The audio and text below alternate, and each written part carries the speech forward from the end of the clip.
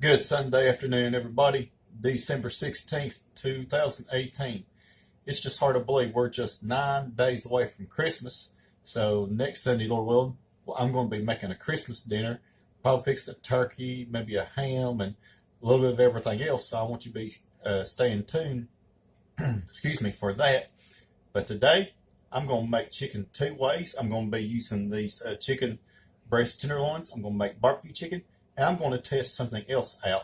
I'm going to make some macaroni and cheese, some mashed potatoes. So I just want you to come along and join the ride. Now, first of all, I'm going to make some barbecue chicken tenderloins. Now, you can get these any grocery store. And I tell you what, these cook really quickly, about 400 degrees for about 30 minutes, and they'll be done. So, in the bowl, now if you want to use your favorite store-bought sauce, excuse me, that's okay. Totally up to you, but I like to make mine homemade. In the bowl, I've got some ketchup.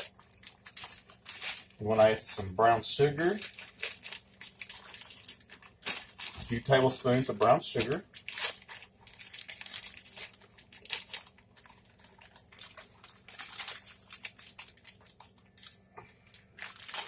Alright, a little bit of mustard,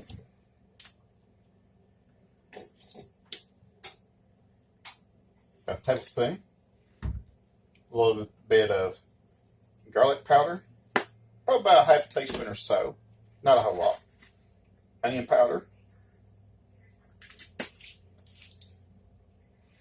I'm going to have some Worcestershire sauce. Not a whole lot, probably about a teaspoon or so. And I'm going to add a little bit of curry powder. Now, I've not added curry powder to this in quite a while. You can buy this in any spice section of the grocery store. Now, a little bit of this goes a long way. And it'll bring a zing out into the barbecue sauce, but it will taste really, really good. So, just a dash. Maybe about a quarter of a teaspoon, maybe. Not a whole lot. And a little bit of salt. You don't want to overpower the sauce with curry powder. Just probably about a quarter teaspoon. Now, I add a little bit of salt, maybe a half teaspoon or so. Then I'm going to stir it with a whisk.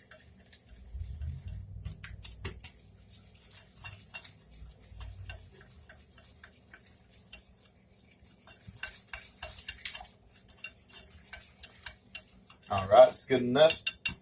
I'm going to taste it and see how it tastes like before I dip the chicken in. That's good. Taking us some of the mustard and the zing of the curry powder. And add just a touch more brown sugar to it. Not a whole lot. I like my barbecue sauce a little bit sweet. I think that should be enough. A few tablespoons of brown sugar. I'd say probably about half a cup or so.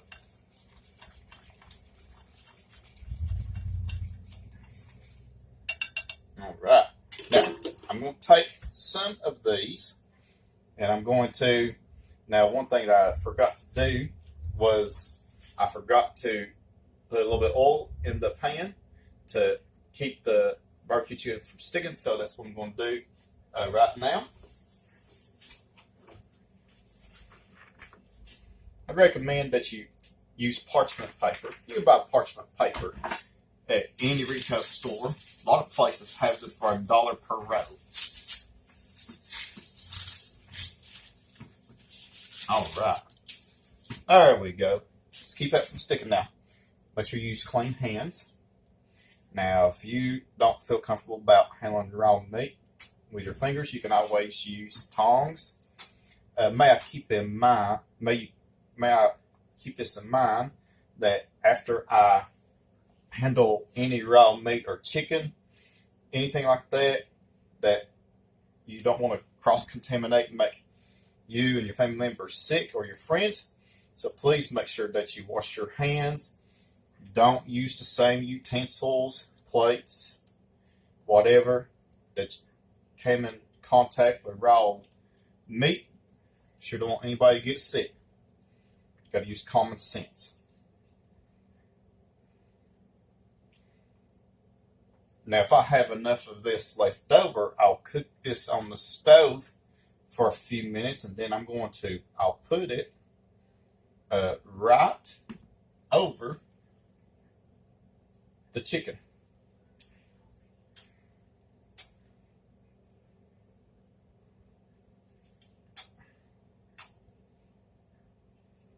It looks like I am. I'm going to bake this 400 degrees. My oven has been preheated. And I'm going to bake it for about 25 to 30 minutes until it gets good and brown. You don't want to eat undercooked chicken. Now, I'm going to put this in the oven, and I'm going to show you what I'm going to do with the rest of the chicken.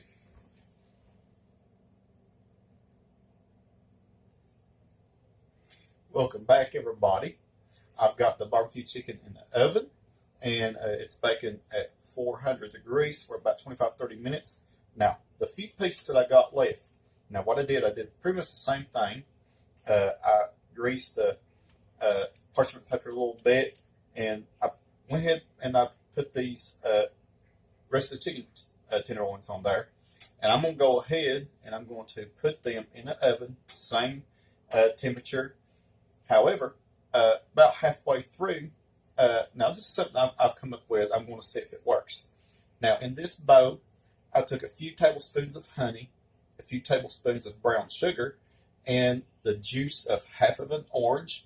Now, what you would want to do with the orange is to cut the orange in half and squeeze it, freshly squeezed orange juice, and just whisk it up with a fork. And about halfway through the cooking time, I'm going to take these out of the oven. I'm going to glaze them. And I can't wait to see how this tastes like. So I want you to stay tuned. While this chicken's cooking in the oven, I'm going to be making some mashed potatoes and some macaroni and cheese. So I want you to stay tuned for more. Hey guys, I wanted to take a break for a little bit, and I want to tell you about this new method of chicken that I came up with. Now, I'm going to tell you, it tastes really good. I'm going to taste it for you here in a minute. I already said a blessing.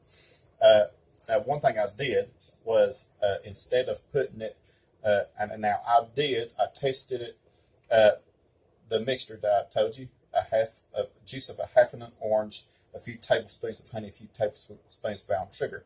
Now, halfway through cooking time, I brushed it on there, and I discovered that the glaze didn't stay on there. Now, what I did was I made a little more in here. Same thing, a few tablespoons of brown sugar, a few tablespoons of honey, and juice of half of an orange. And you want to put it on, I put it on stove, let it cook for just a few minutes, and I'll tell you what, it is really, really good. It turned out so much better. So I highly recommend that if you wanted to saute those chicken tenderloins on the stove, be a whole lot quicker, go right ahead. And then while you're sauteing your chicken tenderloins, you can fix the glaze, and right at the end, you can just put it right on top of it. And I'll tell you what, it'll work just as perfect. And I'm really excited to share with you this brand new method I came up with. Now, I'm going to sample a taste for you. I got some mashed potatoes on, and I'm fixing to put the macaroni on for macaroni and cheese, and I'm going to show you the macaroni, cheese, and mashed potatoes too. Now, I'm dipping it in this sauce. I already said a blessing on it, and let's take a sample. Oh my stars. That's incredibly good. And I highly recommend that you try orange honey glazed chicken tenderloins. So I want you to stay tuned. I'm going to be fixing the mashed potatoes and doctoring up some macaroni and cheese. All right, everybody, welcome back. The chicken just turned out really, really good. Now, one thing I wanted to tell you is that after you have cooked the glaze, you may want to let it cool down just a little bit before you put it on the chicken, and that way it'll cling to the chicken a whole lot better. Now I'm going to mash the potatoes, and I've got a few tricks that I've come up with that I'm going to test out, and hopefully it'll turn out really good. Now I'm going to add some cream cheese to it. Best if you let the cream cheese come to room temperature or it won't work. I've got 8 ounces. It's going to be super, super creamy. I'm going to add some sour cream to it. Probably about maybe a quarter of a cup. I got some butter. We like lots of butter in our potatoes. Some black pepper.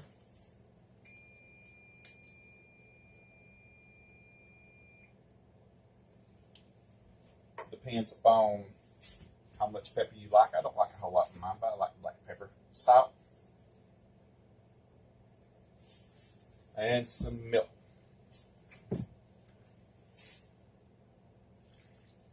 Alright. We'll start off with a little bit. Now, if you don't have a stand mixer, that's okay. You can use one of those little electric hand mixers. If you just have a potato masher,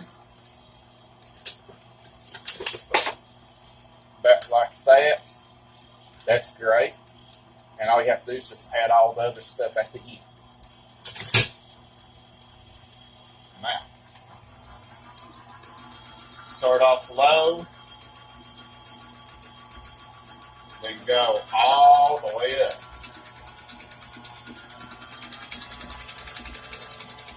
Now I like getting my mixer just as high as you can get it.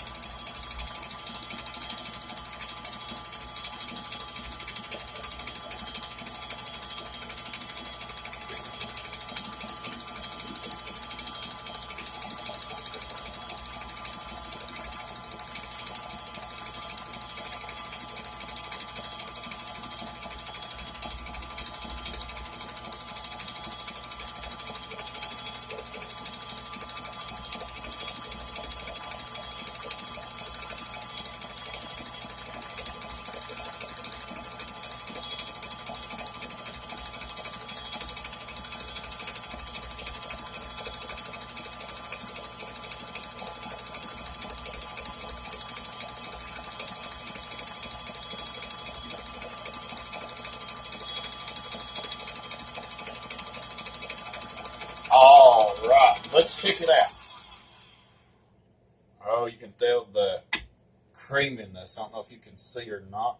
The creaminess, the consistency of these mashed potatoes. And I'm going to, let's see, get a plate, a little saucer, and just show it to you. Sure does make a difference. See, it is super, super creamy right there. Now, I'm going to taste it and see how it turns out. Let me get a fork. And I'm going to sample it for you. Get this spoon out of the way so you can see me.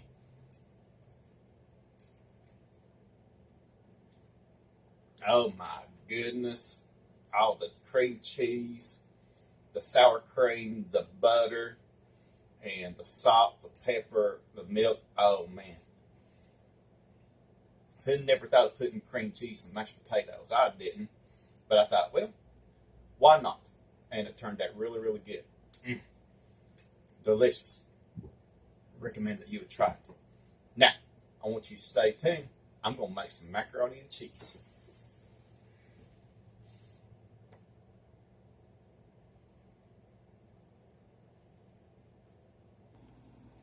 All right, finally I'm going to make some macaroni and cheese, but I'm going to do it a little bit different. I'm testing something out instead of making the sauce where you fix the flour and the butter and all that. I'm going to skip that part, and I've already got some butter in here, and probably about a half cup or so. And I'm going to add probably about 2 cups of milk. I'm going to let that come to a simmer.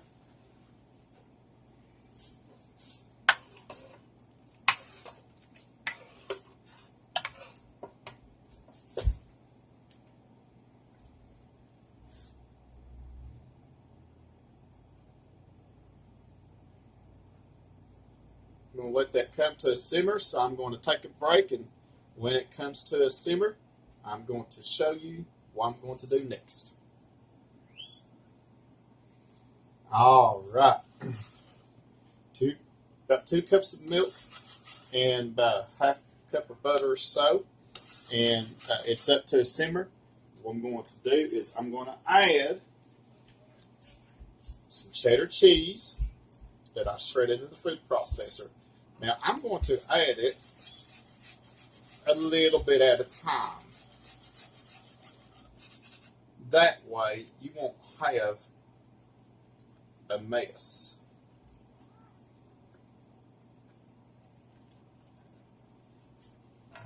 Just add it a little bit at a time to get it to melt, and it's coming along very nicely. You want to have 4 cups of shredded cheddar cheese all together. So that's 2 of those blocks that you can buy at the grocery store. Now, if you want to skip that part and just get what's already been shredded, that's perfectly fine. Totally up to you.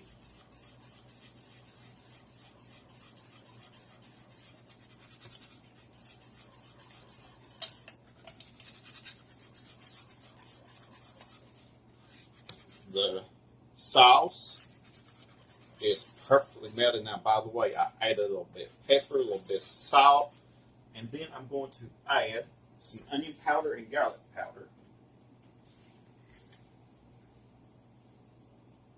Give it a flavor.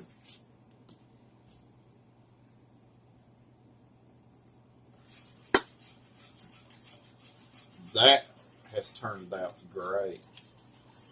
You don't have to add any flour before you put in the milk. All right. Now, I cooked some small shells. I'll show you what they look like. You can use regular macaroni, but that's what they look like right there. About 12 ounces or so. I'm going to put them right in. One good thing is you don't have to put this in the oven either and bake it off. All right. Oh, that looks fantastic right there. Now, just stir it around.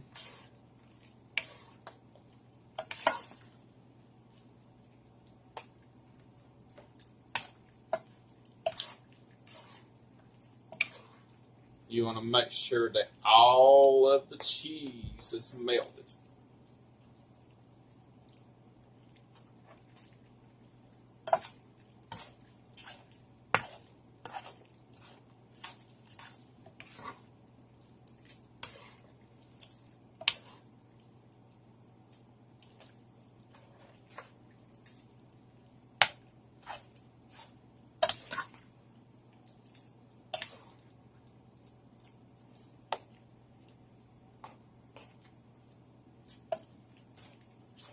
All right, I'll say that is done, so I want you to stay tuned for the finishing touches. Welcome back, everybody. If you had noticed that the cheese started curdling together, it didn't turn out really good, but I figured out a way to take care of that, and it turned out very, very well, and I am so thankful. What I did was I took some of the liquid, some of the milk and butter mixture, and I put just a couple of tablespoons of flour. Now, you would want to make sure that the liquid is hot, and then add a couple of tablespoons of flour and stirred it back in there, and it turned out just as creamy as it can be. Now, if you want to take a step farther, put it in a 350-degree oven and bake for about 30 minutes, and that'll take care of everything. Now I'm going to try some of this macaroni and cheese.